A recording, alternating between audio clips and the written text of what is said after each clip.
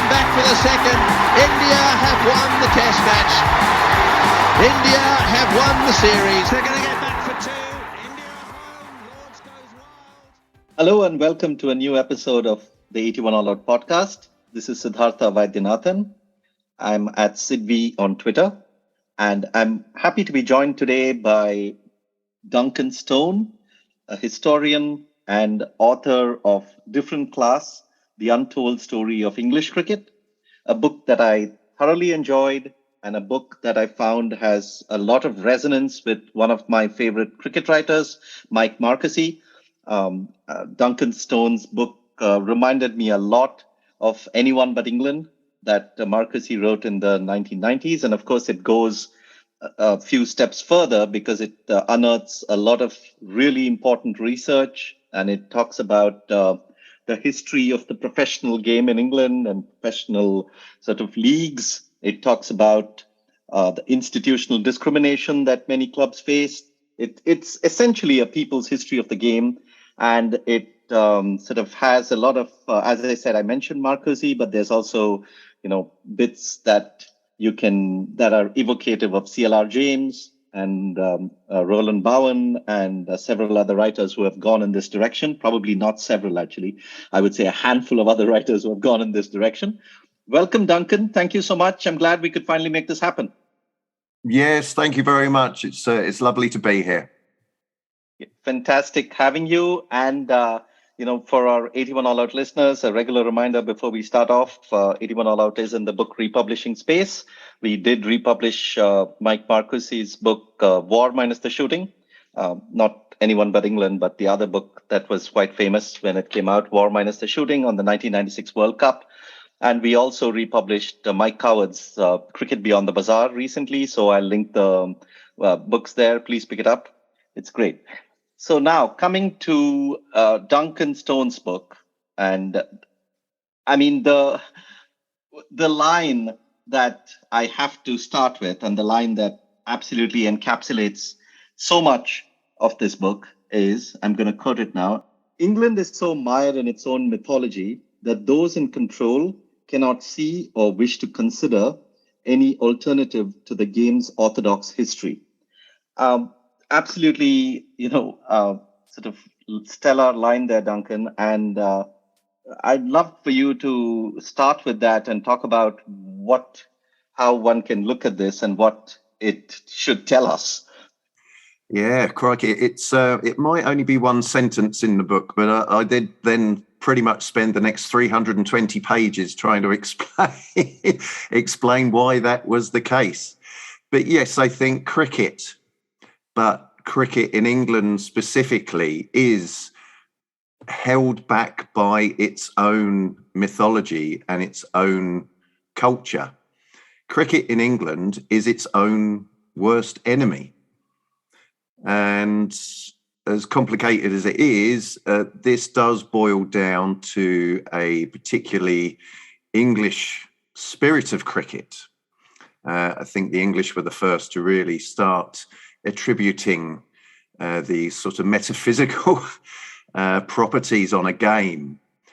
And after the recent Mankad incident between England and India's women, the spirit of cricket, as you've recently discussed on another podcast, is something at the forefront of the game in England in particular, where, it must be said, an awful lot of people regard cricket as a superior form of sport to any other game.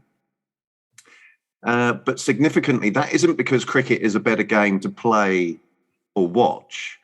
It's superior on a moral level.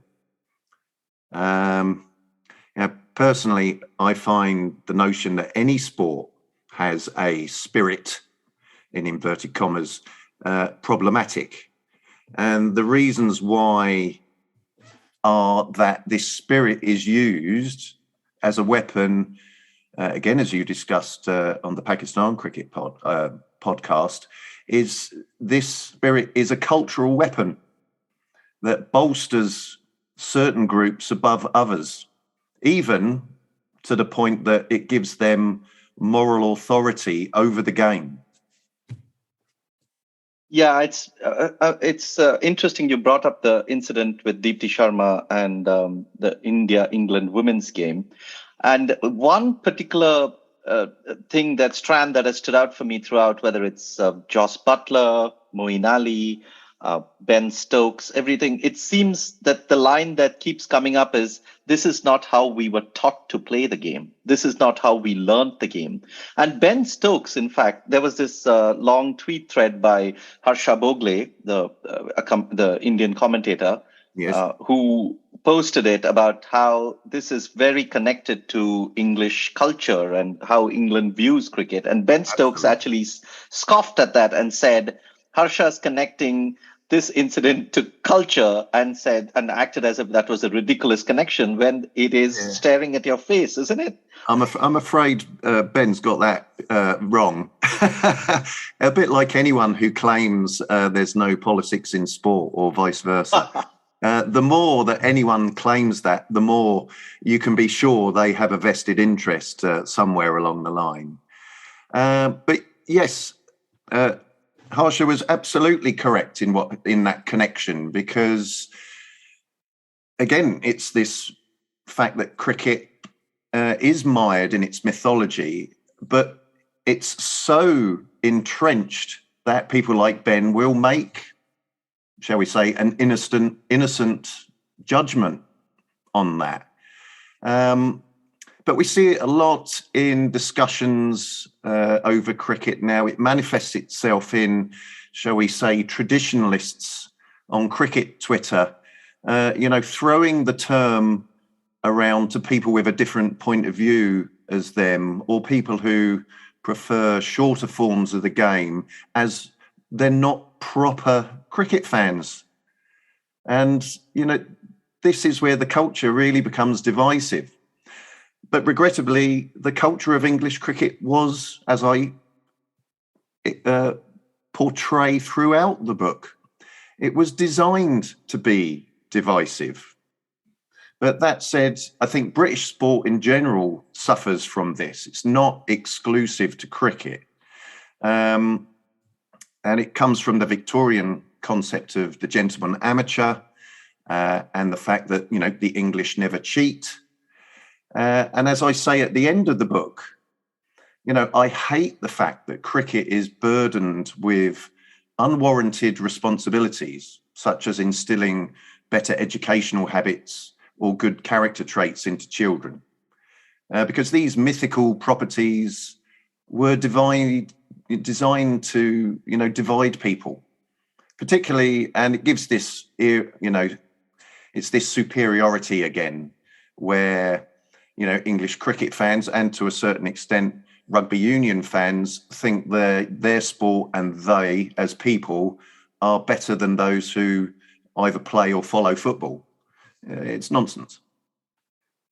Yeah, and I must, admit that, there is a certain allure to this greater than life depiction of cricket. And, when you're young and when you're impressionable, it's very easy to get sucked into it and drawn into it. And I remember reading the poems of, poems like Vitae Lampada, which, of course, talks about play up and play the game. And then has all this allusion to the war and, the Gatling's gone, the colonel's dead. There is a certain magnetic pull that you feel when you read those things. And then when Michael Atherton makes that 100 in Johannesburg to save a test, and when a writer compares it to the Battle of Dunkirk, as ridiculous as it is, there is a certain, I can understand why an impressionable person might be drawn to it. But as you read more and as you mature, I would think that you realize how bogus all this is and how dangerous actually all this is, and what dangers it has caused other people because of this glorification. Well, just to say it again, as I say at the end of the book, and you're right, it is dangerous, and this is where poor history leads you. Now, you say as people mature, there are an awful lot of people in the traditionalist camp who should be old enough to know better. But they don't, because this over time becomes an integral part of someone's identity. As dangerous and as bogus as it may be, people buy into it. And as you know, and I'm still pinching myself that people like yourself are comparing me to Marcuse. But his notion that, you know, the lies that English cricket tells itself actually applies to the British and British history as a whole. And these lies, or myths, if people prefer, do have serious consequences. And most recently, Brexit, which is based on a wholly fictional view of ourselves. And cricket suffers from the same problem and could go the same way if we don't actually step back and reappraise the history of cricket and what it means and who it should serve. Yeah, and it's pretty obvious that the establishment and a large chunk of the cricketing, the people who are controlling the narrative do not like these histories being told, because apart from, at least from my view as somebody who's on the outside, apart from this book, of course, and then Marcuse and C.L.R. James, who explores all this quite a bit, but comes from it from a different point of view. And Bowen, who is probably the pioneer in this regard. I can't think of any other book that has actually gone against the grain and tried to explode this myth. Everything else seems to just follow this myth-making tradition. Yes, I mean, because a lot of people have built very nice careers out of it. You know, the English cricket has been blessed with some very talented writers who were nothing more than sycophants. But you must, when we talk about books that have gone against the grain, I think you would need, it should be here somewhere, The Willow Wand by Derek Burley. By Derek Burley. I've read that one. That rather than his social history of English cricket, definitely is up there. But as you say, Bowen, he's the governor. He started it all off. Yes, I mean, you know, there has to be for books like this, which is why I'm glad that Marcuse's Anyone But England is still in print. They did come out with a republished version a few years ago, and I'm glad that you have written this book, because for us, honestly, for people who are out of the English cricket system, when Marcuse's book came, at least for me, when Marcuse's Anyone But England came, it was such a breath of fresh air, because I felt that he was articulating exactly what I was thinking and what I was feeling, but couldn't put into words. There was a reason why Anyone But England strikes such a chord for people who are on the outside and who were part of the colonies at one point. But we just couldn't say it because we weren't as erudite and as learned as Marcuse was. So I think it's important. And I think the more English cricket actually confronts this issue, the better it is for them. Because, you know, with Azeem Rafiq and other such instances, it's important to wake up, at least now, isn't it? Isn't Azeem Rafiq so closely related to what you're saying in your book? Yeah. It's absolutely essential. You know, as I just said, you know, bad history leads to bad decisions. And that's why, you know, as part of this broader cultural war that is afflicting the UK for the last sort of 5 or 6 years, if not longer, you know, cricket is one realm of society, especially in light of Azeem Rafiq, etc., that has an opportunity to, you know, make significant changes for, dare I say it, the common good. But yes, it's interesting, you know, and you're saying, you know, when Anyone But England came out, you know, he articulated what you'd long been thinking. I think there is a significant difference between people who are I suppose, in the thick of it over here, and people from who are outside and can maybe look at things a bit more objectively. And you could tell that in the reviews of Anyone But England. It was universally praised, in India and other countries. But here in England, where the cricket establishment, prevails, snotty reviews probably don't cover it. They damned it with faint praise. And even my books had a similar review in The Cricketer, where the reviewer chose to highlight me having a pop at Swanton, who also didn't like Mark Hughes' book, rather than focus on the pretty solid examples of institutional racism in the book. Well, what is that reviewer's priorities? Patently not racism. So, yeah, I remember, it's important. It's important. I remember one of the reviews by Christopher Martin Jenkins of Anyone But England, where he said, Marcuse, puts down everything that cricketers hold sacred. And I said, didn't you think of why that may be the case? Why the things that you hold sacred are actually worth putting down and not worth holding up? Which brings me actually to further back from Christopher Martin Jenkins to, the high priest of English cricket writing, I may call him, but somebody who you have termed the game's foremost propagandist, who is Sir Neville Cardis. It's important to bring up Cardis here and other writers, because a lot of the writing back then was in aesthetic terms about stylish batsmen and stylish amateurs, and bowlers who were portrayed as mechanical professionals who were there in for profit. I mean, this was a running theme in several reports and books that went on. Yeah, this was, as I say in the book, this was ideology disguised as culture or art. And it's very clever. If an amateur all-rounder who's obviously got a private income can afford to play the game for nothing, of course they were claiming expenses that probably outweighed the professionals' wages. They're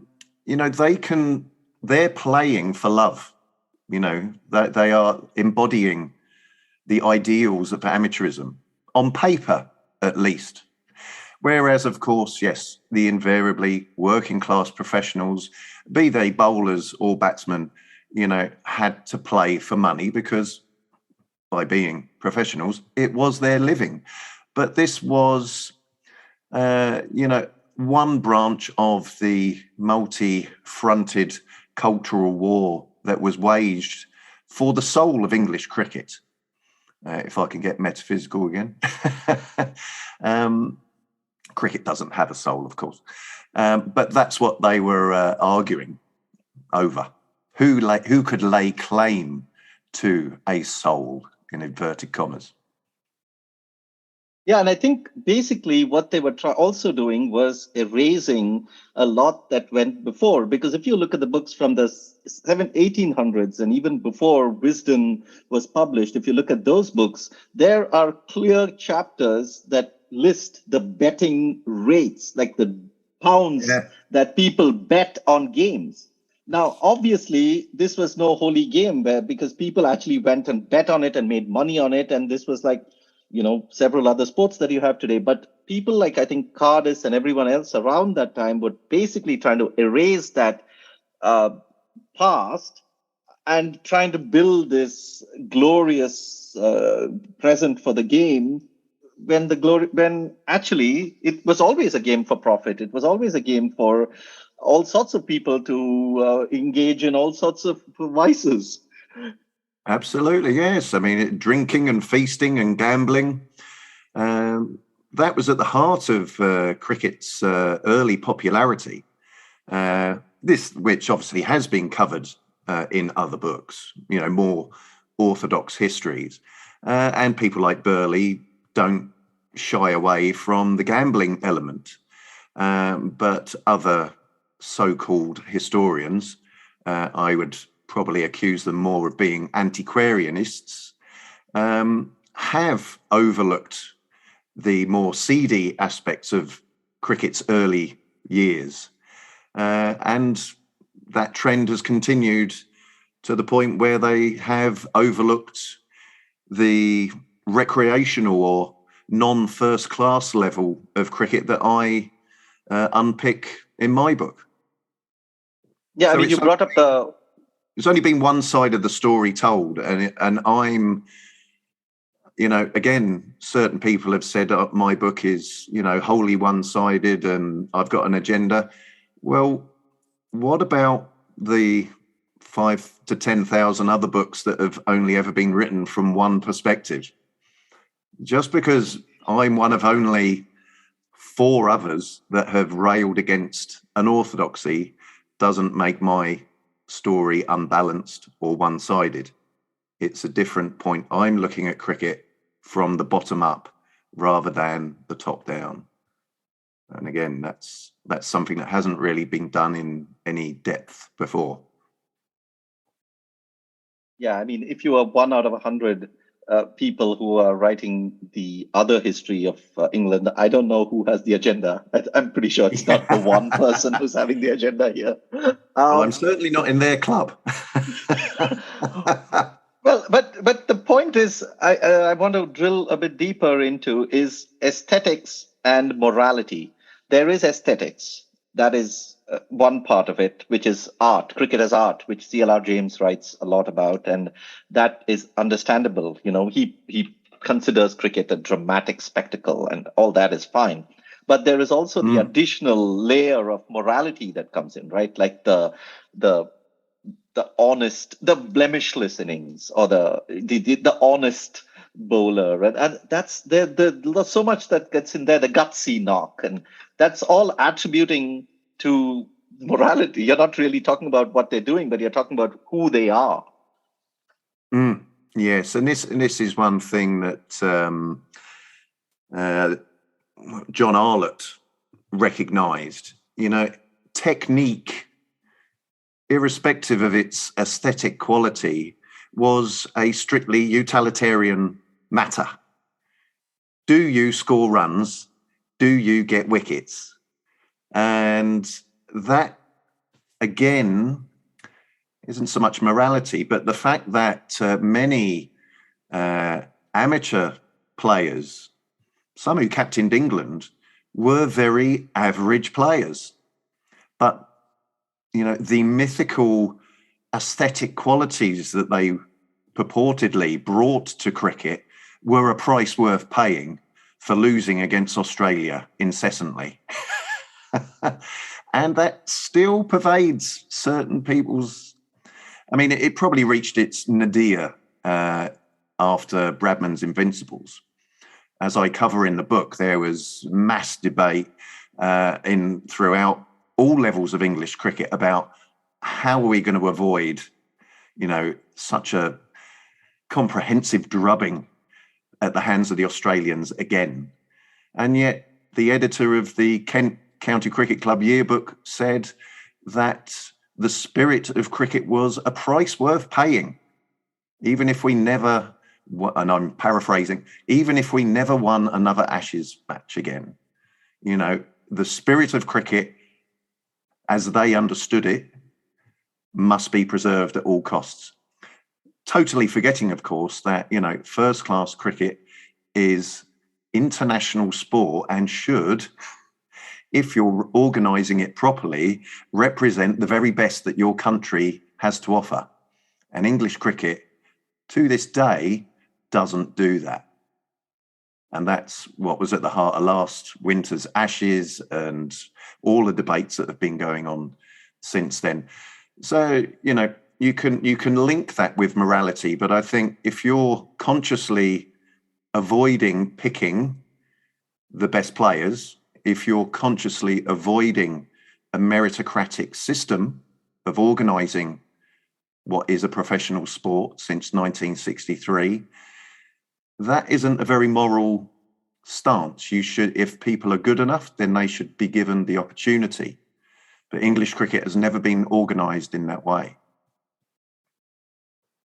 So you did mention the 1963 when it became the professional sport, but there is so much of baggage that English cricket still carries, right? I mean, it's the public school ethos, which if you can go back to Tom Brown's School Days, which was written all those years ago. But the fact that a very small class of cricketers and people in England control cricket, play cricket, and play cricket may be an exaggeration, but control the cricket is the fundamental problem. Yeah, and this is what C.L.R. James recognised. You know, he recognised that the literarisation of cricket in England, in particular, was central to the formation of national identities, and English national identity, in particular, has been influenced. Even if it might be becoming a minority sport today, it has, you know, these idioms that, whether you like cricket or not, you know, playing with a straight bat and all of these things, you know, this is just how, you know, omnipresent the culture of cricket was, even outside of the game itself. So yes, Cardus, as you mentioned, and other orthodox historians, you know, have convinced the British public, past and present, that it is this higher game, without, strictly speaking, if you scratch beneath the surface, ever really living up to that ideal. But isn't that such a lofty barrier for those who are trying to play the game, because they've sort of bought this myth that cricket is this higher game, and so you're automatically eliminating a large section of the population that perhaps wants to get involved quite a lot in the game. Yes, absolutely. I mean, so to go back to aesthetics again, you know, you see on Twitter, on the feed, you know, somebody will post, you know, I won't use any profanities, but, you know, people will just say, oh, look at this shot, you know, I'll take it, I'll buy it dinner. So if this shot was a woman, I would buy it dinner, you know. And they'll show a video, 30-second clip of, a cover drive, or even a reverse sweep that goes for 6. But nobody, I'm afraid, I might upset a few listeners here, but nobody will convince me that either of those shots is more aesthetically pleasing than any number of goals scored by Dennis Bergkamp in an Arsenal shirt. They aesthetically, they don't compare, because what Bergkamp does with a football involves speed of thought, spontaneity, and lots of practice. A cover drive, to all intents and purposes, is muscle memory. They might hit it very well, but that batsman, once they get to an international level, will have played that shot hundreds of thousands of times. So it isn't spontaneous. I mean, the first time we ever saw a reverse sweep, that was innovation. But all batsmen now, especially with the advent of 2020, are being more creative. But in terms of aesthetics, you know, I'm afraid I think football, when it's done well, wins out in that regard. But people do post goals of Dennis Bergkamp and say the same thing as well, right? As they should. But it isn't fetishized in the same way. It isn't this, you know, this aesthetic beauty isn't, you know, you're admiring Dennis for being Dennis. You're admiring him, not the shot necessarily. But as you're right in what you say, though, whether you agree with what I've just said or not, I think this idea of cricket as a higher aesthetic endeavour does the game no favours, because it does put off people who would not necessarily want to buy into that image, or those who can see it for what it is. And a large part of this is also how the people who are involved in covering cricket and talking about cricket and running cricket, finding talent, coaching on cricket, so many of them are pretty much from the same background, right? They probably went to similar schools, they grew up in similar households, they probably had people in the family play cricket too, who led them to play cricket. I mean, it's not like they are coming from the outside and giving a fresh perspective. They're all very much parts of the system, and they're doing what their dads probably did before them or their granddads before that, etc. Yeah, well, that was in part my introduction to cricket. My granddad was a very serious cricketer. Sadly, I was only 5 when he died, so I don't really remember ever seeing him play. Dad dabbled, but he was definitely more of a football man. But I think my gateway drug, if you like, was the fact that cricket was on the television. The BBC would, as long as the cricket was on, it would be shown. And, I'm 53 now, but I'm of a generation that had the luxury of watching, even though there are only 3 channels nationally, sport was on almost permanently. And obviously cricket in the summer was a major part of our lives if we weren't outside climbing trees or trying to emulate what we'd just watched on the television. Regrettably, since the advent of Sky and the ECB throwing broadcast coverage out to the free market, we have disenfranchised millions of cricket fans in this country who either don't want or can't afford a subscription to Sky. And that's a real tragedy for the game because it happened, straight after the 2005 Ashes, which is 1981 notwithstanding. That's the best series of cricket that I remember sort of living through. So, yeah, it's short, cricket's making short-term decisions that aren't paying off. Here we are, many years later, and we're all wondering what to do to sort of recapture the interest that we've lost over the last 15 years or so. Mm-hmm.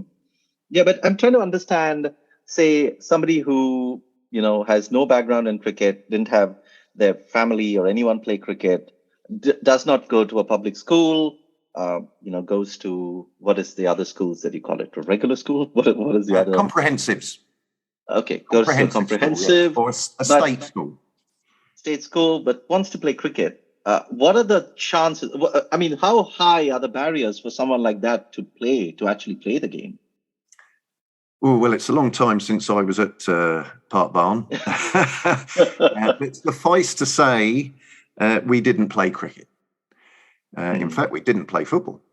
Our games teachers liked basketball in the winter and baseball in the summer, or softball. I think it's potluck. You either need to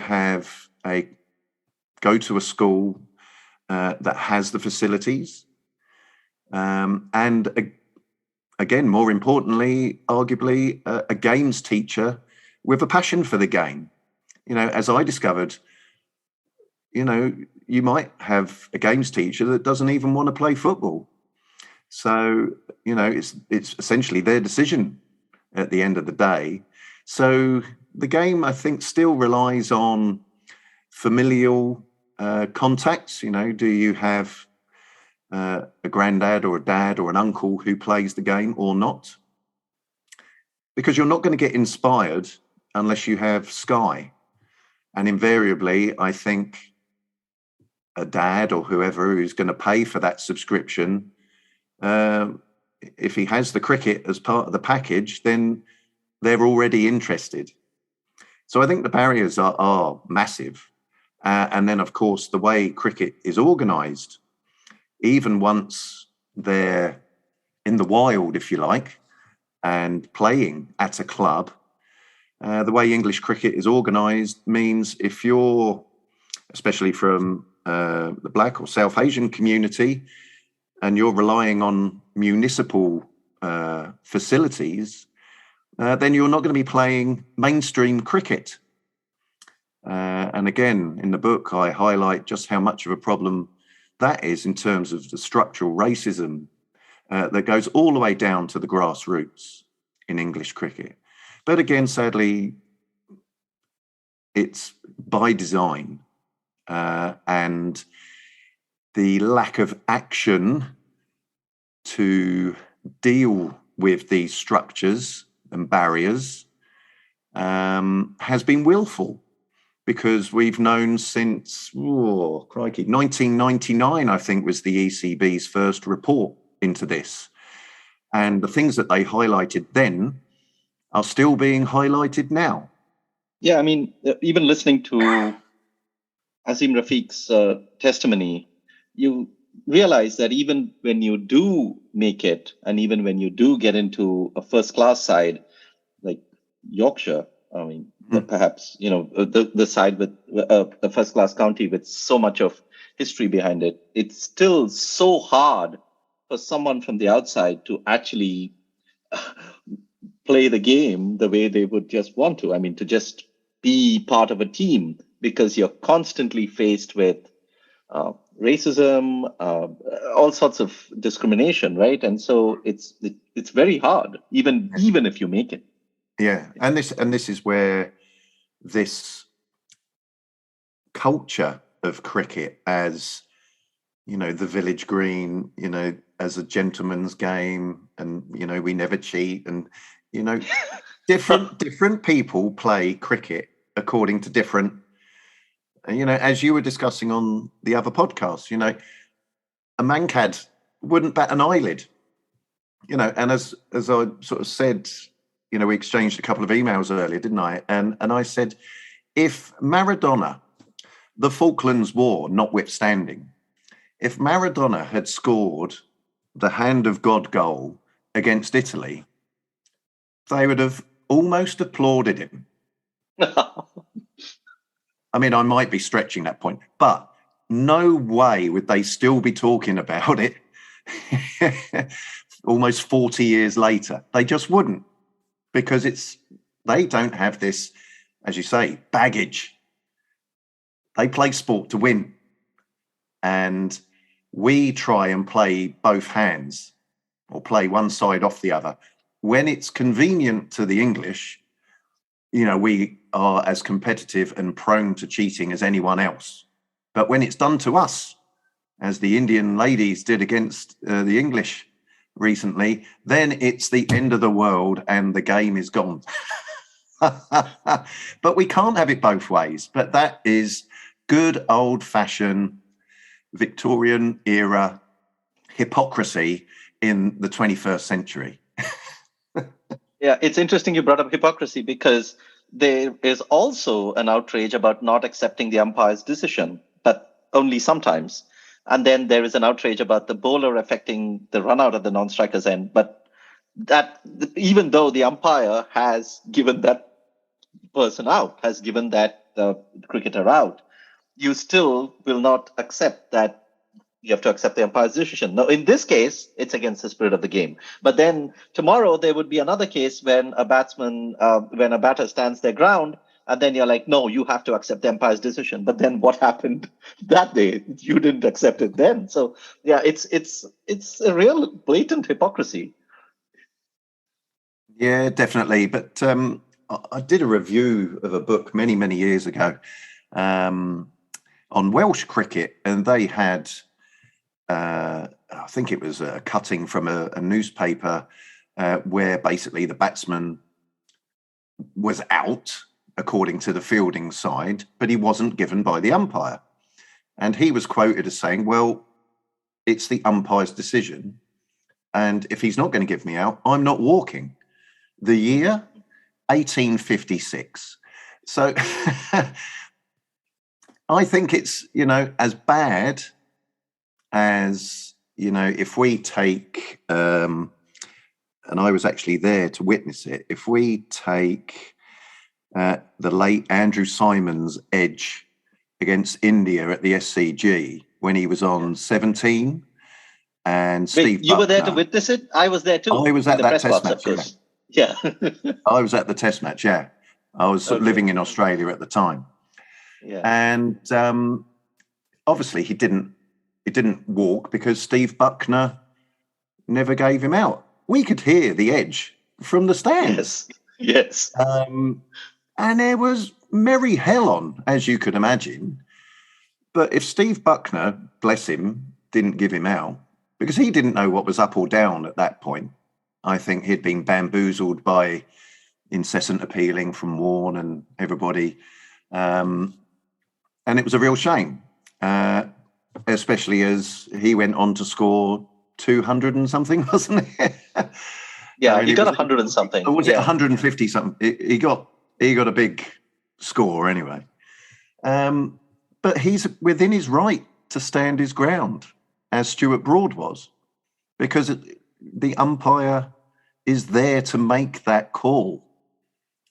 And you know, if you're the non-striking batsman, you stay in your crease until the bowlers release the ball. No, there's no grey area as far as I'm concerned.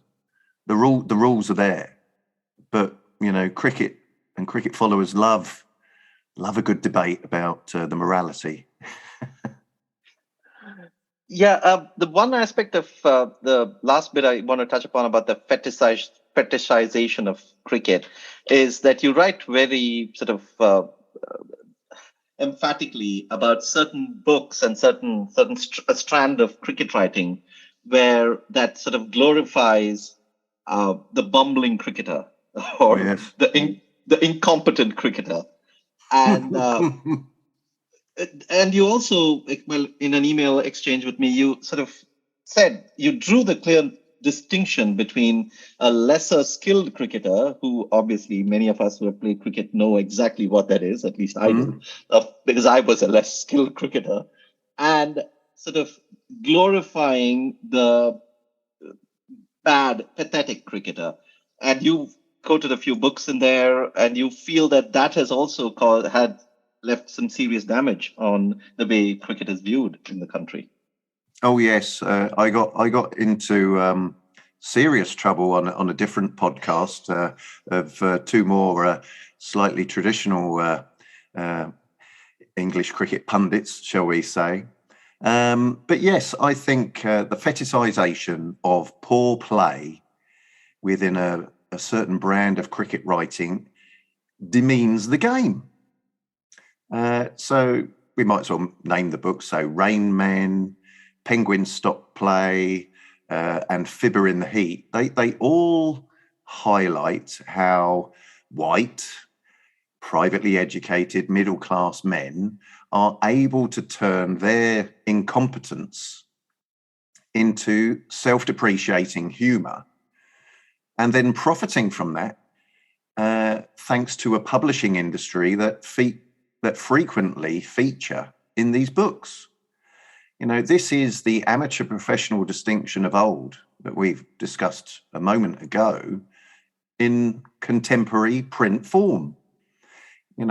Just as the amateurs were excused poor performances because of their aesthetic contribution, the working class professional, much like the working classes more broadly today, cannot afford to fail, let alone turn that failure into a profit-making exercise. So this is white male privilege applied to cricket. And the other podcast, a couple of weeks after I appeared on it, did a discussion of cricket in literature and very much took me to task in my absence for about half an hour, I think it was, that I was, a killjoy, basically, and, let them have their fun. I'm all for that. I'm all for people having fun in sport. But working class people, with the precious time that they have, if they are going to play cricket, they want to play in a meaningful way. There needs to be, like the old gamblers of all classes, there needed to be something on it. And a competitive league or a cup is the way forward, because I think if you you can't be out first ball and all of this, you are demeaning cricket as a competitive sport. Why are you there? Are you just there just to have a quick jolly on the field and then prop up the bar? Or are you there to play sport? And for me, I can't help it. When I give up my precious weekend to play cricket, I want some competition. I want a contest. And win, lose or draw, then you can, have a few jars afterwards, if so inclined. But actually having a whole genre of books dedicated to these pathetic cricketers, if I may be so bold, is white male privilege. And it strikes me that there isn't actually, I can't think of a single book actually written outside England in this vein. I mean, I can't think of a single Australian book, in fact, written I think this way. I think the grade cricketer was mentioned in the other podcast, but I mean, there's an awful lot of pathos and, it's quite dark in places, isn't it? So I wouldn't say it was all the old, hit and giggle stuff that we see in the English branch. But yeah, you're right. It is, again, a particularly English phenomenon. And then it's that 6% of the population again, isn't it? Invariably. Yeah, which is a telling number for me. I didn't realize that. If you can just talk about that, the 6% of the population basically runs the country. Who attend fee-paying or private schools, like Eton and Harrow, that are invariably churning out government minister after minister for the last 200 years, and cricket administrators, of course. 6% of the population go to private school. Eton and Harrow, who play their annual fixture at Lord's, despite the recent decision, which was reversed, I see, and they continue to will play. Yeah, I had that piece in ESPN, which again attracted some fairly ahistorical criticisms that I just have an agenda. Well, actually, mate. I spent 13 years of my life researching this. I do know what I'm talking about. Yeah, I mean, I won't get into the specifics of that, but I do want to talk about, I'll link the article that you wrote for sure, but I do want to talk about the part of your book, which was quite remarkable for me. I didn't know about this before, and I think many of our listeners should know more about this and read about it. Can you talk about the outlawing of competitive cricket in the south of England? Because it strikes me as a remarkable form of institutional discrimination, and I'm quite sad that I didn't know about it till I read your book.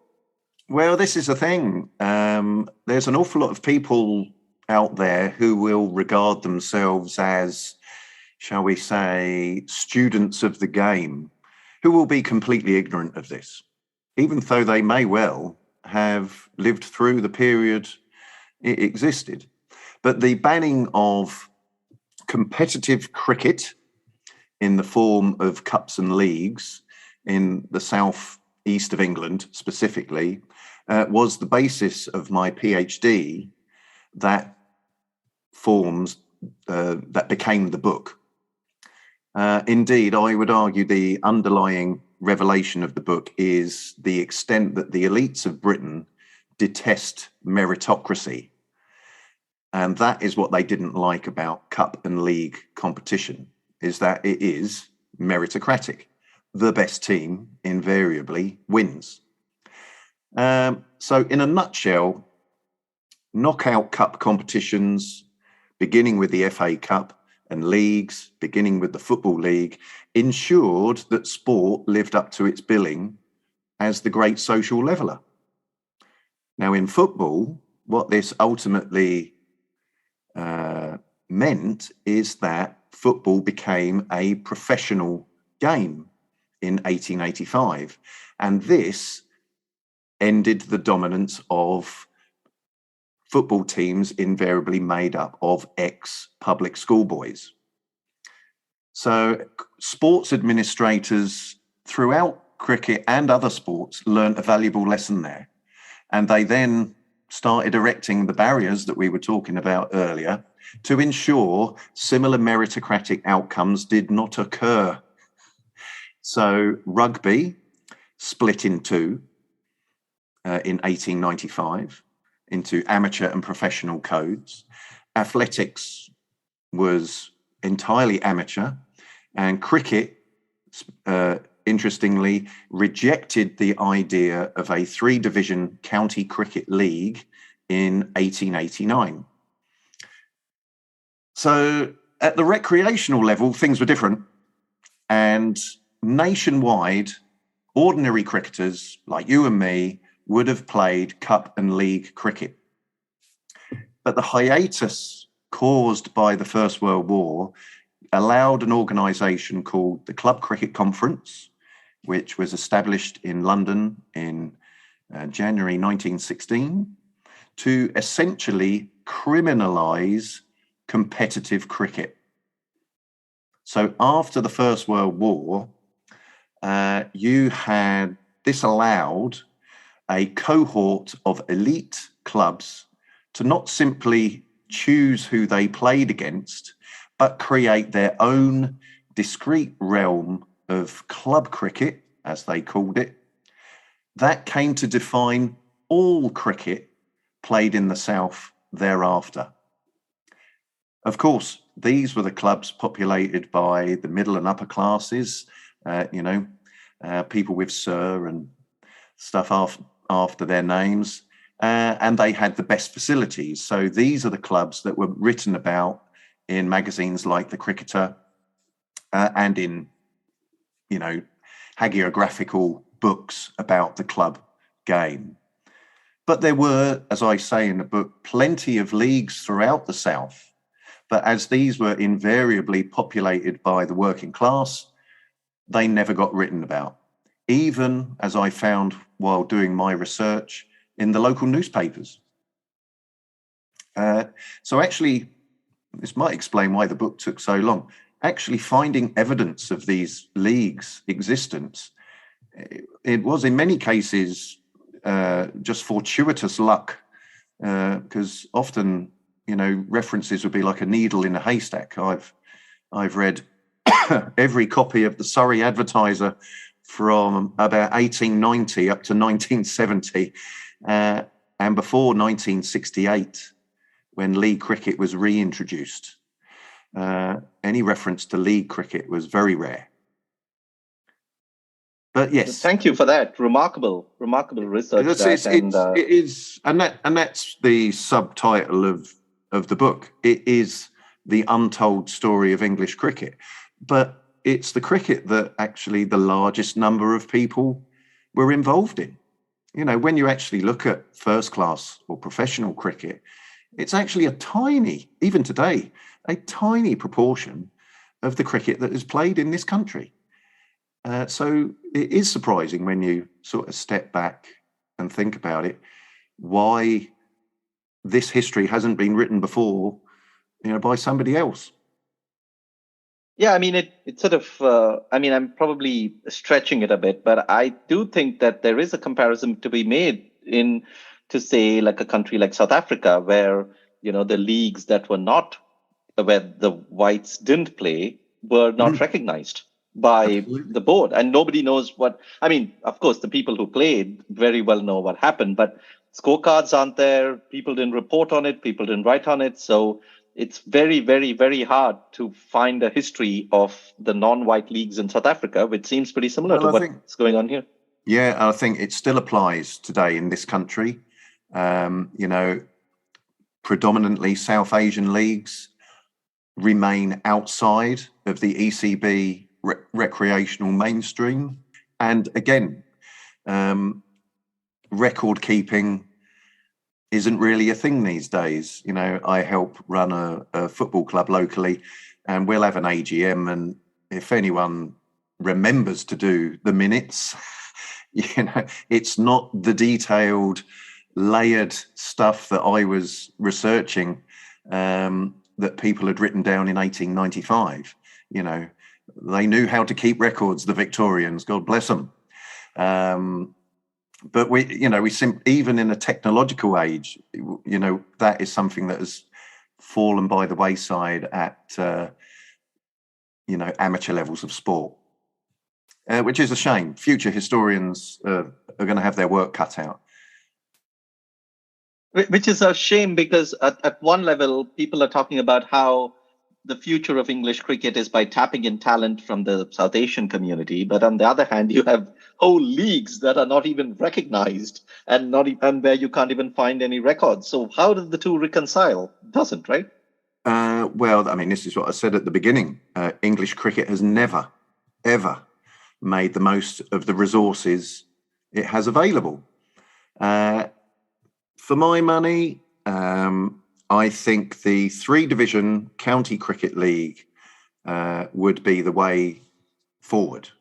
I think cricket needs a system similar to that exists in football.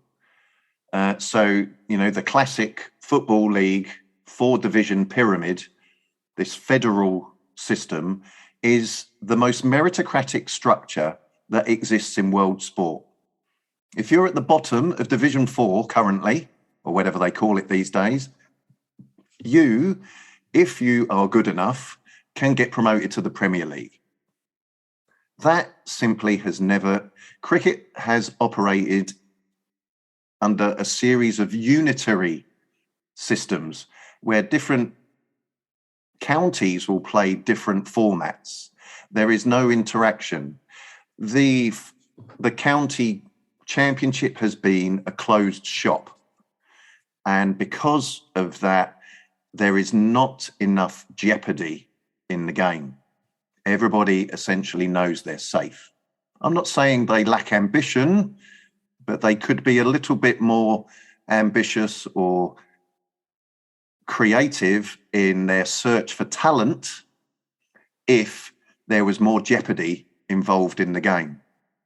For instance, if by some freak of chance, my team, Surrey, found themselves at the bottom of Division 3 of a 3-division county cricket league, they might be tempted, as they have done recently with the ACE programme, to go into the local community, be it West Indian or South Asian, and actually start looking elsewhere for talent instead of this public school conveyor belt that the counties seem to take for granted.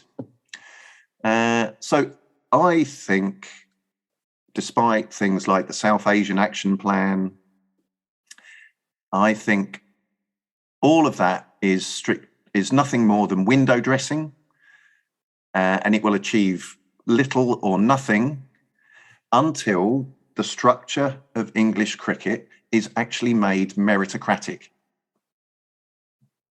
That, I know it sounds, but it is meritocratic. You know, it's 2-division league, but there is no, you know, if I would say, if you gave it 10 years, there would be nothing to stop either expanding those divisions or even creating a 4th division. As the ACE programme and the South Asian Cricket Academy have instantly proved, there is talent out there. But currently, they are either representing the wrong communities, the wrong clubs, or, as we've discussed earlier, the wrong culture. That is what needs to change. And meritocracy is the key for all of this, in my view. If looking at the history of the game and what has worked in football, cricket could learn a lot from its own past and what has worked in football to make it a people's game, which I will say blue in the face till I'm blue in the face. Cricket at its heart is a people's game, but it isn't. So a story like Leicester City is impossible in cricket, right? I mean, to actually come from the division below and then to win the Premier Division. I mean, it doesn't seem likely, right? The way English cricket stands. To take, I'm trying to remember the name of begins with K. Anyway, but to take an ECB Premier League club from Leicester, they cannot go any further. There is no. If they're at the top, if they're Division 1 of the ECB Premier League, whatever it is, that's their lot. And if a player wants to progress, they have to leave that club and go to a county. They can only operate within a system as it exists. But I actually think a little bit more scope for, and a 3-division league would do this if actually a county club that were not, pulling their weight or simply were not up to standard were threatened with relegation to the ECB Premier League. And one of these, if a local entrepreneur was bankrolling them, and I think that would be the kick up the backside that some of the county clubs might need. And I think over time, and again, you're looking at least a 10 to 15 year time period before it's sort of bedded in, I think you would see more working class cricketers and especially more South Asian cricketers making the grade, because the game would all of a sudden be open to them, because that club's success relies on them picking better players. This was something that happened in India has happened over the last 20 years as more and more money came into the game. And then, of course, you had the IPL come in 2008, and the sort of the breadth of cricketers increased considerably. And now you have cricketers coming from all sorts of backgrounds from various parts of the country. And there's not just the IPL, there's even like lower levels of franchise cricket, like the Tamil Nadu Premier League, the Karnataka Premier League, which has good money in there for cricketers to say, okay, even if I play just 2 seasons of this, it's still great for me. So you have a lot of talent coming in. Do you see something similar happening with the 100 and the T20 in England? Or do you think that even those formats are still like really restricted by the structure of the ECB and the structure of English cricket? Yeah, I mean, I think the 100 is nothing less than a disaster. The 100 is the biggest elephant in the room at the moment, and obviously that is what has riled an awful lot of cricket supporters. Obviously, there was the meeting at Lancashire County Cricket Club this week. I think the 100, a lot more so than the Blast, because obviously the Blast is played under the county system. I think the 100 is detrimental to the game, and it's been introduced for all the wrong reasons. And it has been suggested in some quarters that this is a progressive move because it lacks the baggage of the county championship and indeed the county cricket clubs themselves.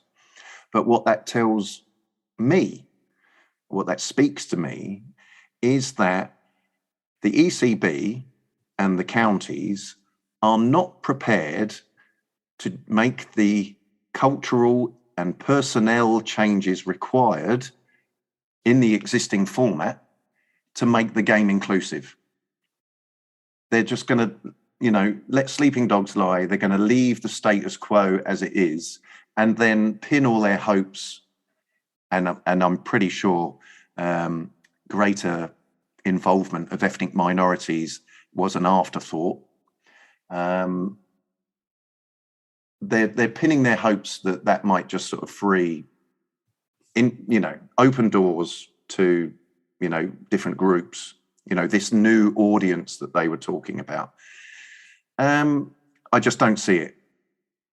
Again, until you actually have the basic meritocratic federal system in place, I think everything is you're pissing in the wind. Sorry.